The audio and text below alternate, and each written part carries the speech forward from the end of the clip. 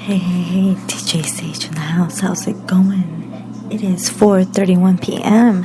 Hopefully you are having a wonderful afternoon, and hopefully you all are, more relaxed and ready to tune in. If you're not listening to this live, it's okay. I appreciate you replaying this, and you can still get to me at #DJSAGE. Also, I want to say thank you to all those who have listened to my last broadcast and the one before. I really appreciate you all listening in and dealing with my sleepy voice and sleepy mind. So,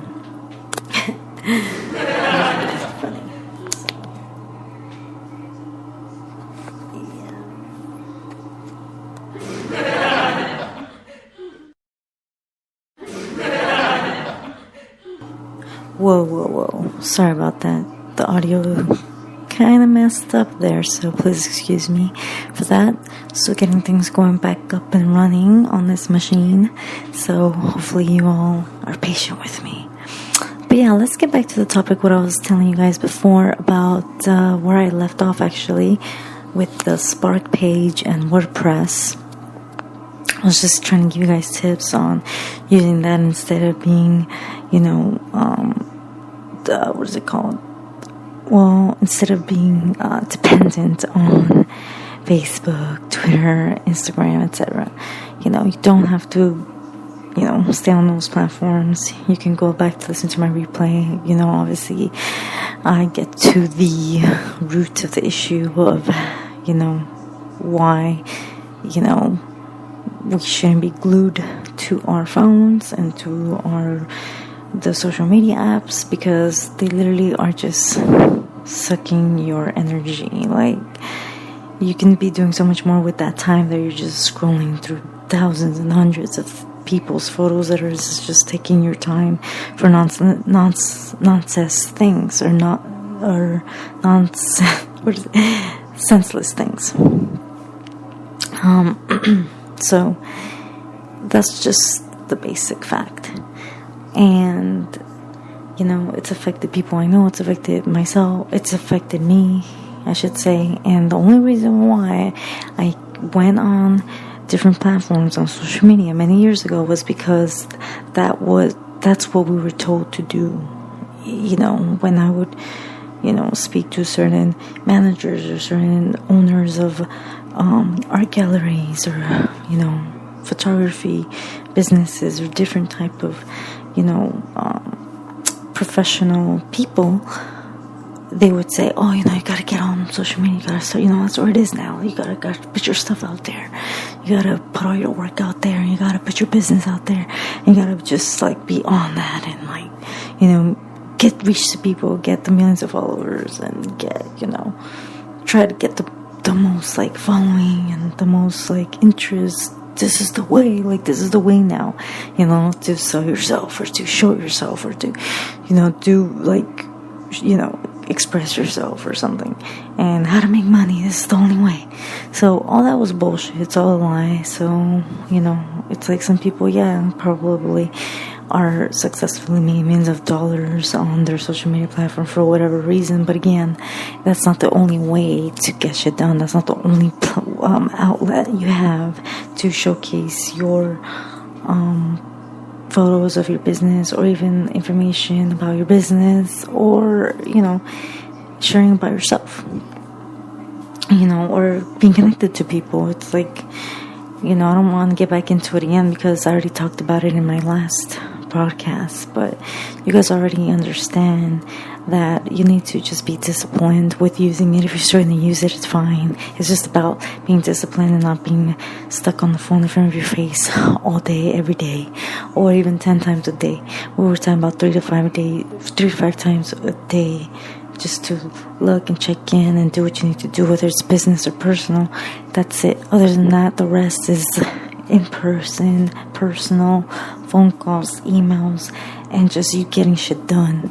You don't have to just keep posting things online to feel like you're getting something done, or to feel like, okay, business is going to come my way. It's no, you just have to create the thing, create the product, continue to, talk to people, and whatever service you're providing, make sure you keep that in person overall, and phone calls and emails, newspapers, magazines, little get-togethers, parties, events, pop-up shops, stuff like that, outside, showcasing your little business, or even, so this is, we're talking about more business, because the personal thing, that's easy to do, it's easier to get off of social media if you're just doing it for your own personal reason. It's like, okay, that's easy, that's an easy thing to break, like a habit to break, or if it's an addiction for you now, you can easily break that through the tips that I gave you in the last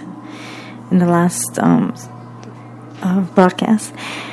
And it just takes little by little, like, taking the first steps, especially if you're kind of tired of always having the instinct to tap your phone, turn on, turn off, menu, power, what time it is. I don't know how many of you have experienced that, but you get yourself constantly just pressing your phone just to look at it, just to see it.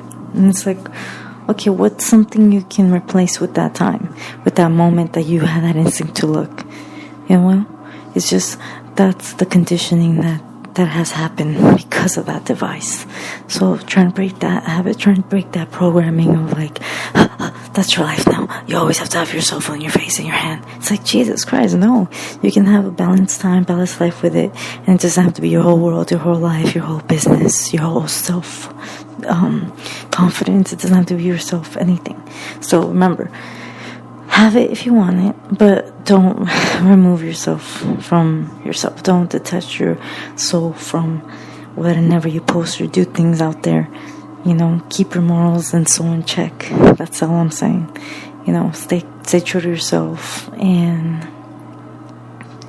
just don't get obsessed with it, because you can literally find, I'm sure, other things to do with all that time that you have just scrolling senselessly when you don't get anything done, like emailing anyone during that time you're scrolling, or contacting actual clients or anyone that you're finding. You're probably just looking around random profiles or other things, or just liking this and liking that, but then you're totally distracted from your actual progress or your own goal for the day or for the week. So I'm just putting it out there, for those that do need assistance and help with that, or who have never been told this and they're like, oh shit, that's right. And hopefully this will just help you understand a little bit more, or wake up a little bit more about consciously being aware of how you use your devices. That's all, because it can drive you to be more anxious, confused, just feeling more overwhelmed, and feeling like, oh my god, stressed, because you always feel like you have to look at something, you have to do something, you have to respond to everybody. So much to do, but you need to step back and okay, gather yourself again. That's all. So that's one issue.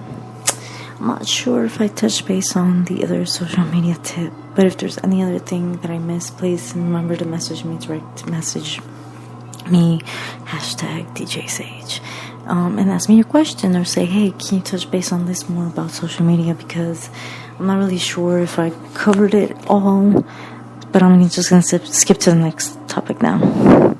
So, next topic. So with all this, and it's actually all connected, but with all this whole stuff about me, also being obsessive about, damn it, I gotta respond to these people, and this mayor, and all these governors, and all these people that try to help out the community of Los Angeles and downtown Hollywood, everywhere, all over, Los Angeles basin area, trying to get them to really help the community and do what they have said that they have been wanting to do, or that they have done for the last 10-20 years, but they never have done it. So I've been calling all these people out, and that's where the #censorship comes from, the #Twitter censorship, where I was talking about that in my first broadcast, where I've been censored, probably more than 10 times now, actually.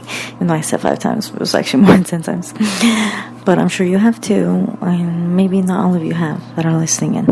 But I'm just saying, it didn't matter what I was talking about, I would be censored, and it wasn't anything, I wasn't being profane or violent or negative or dark. You know, would just speak like spirit truth or life truths or quotes or sharing, retweeting things or that had to do with, you know, even the president, like something positive that he did. And it was like, oh, I can't say that. And it's like, whoa.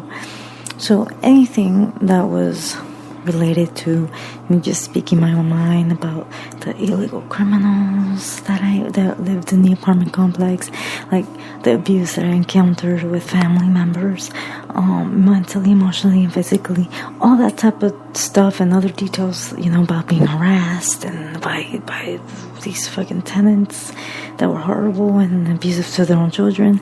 Anytime that I would tweet about that, they would get deleted. It would be censored or literally deleted, meaning I would see it, I would tweet it, and then it would just be deleted 50 seconds later. Then I'm like, what the hell? So they would literally, Twitter would delete it. And then I said, hey, Twitter, why are you deleting real life experiences? Why are you deleting real concerns about, you know, what I was saying about my safety, about me, like, dying or whatever in the hospital? Why are you censoring me about saying the truth about, you know, the family abuse or any type of abuse, you know, sexual abuse, mental abuse, physical abuse? I mean, spiritual abuse is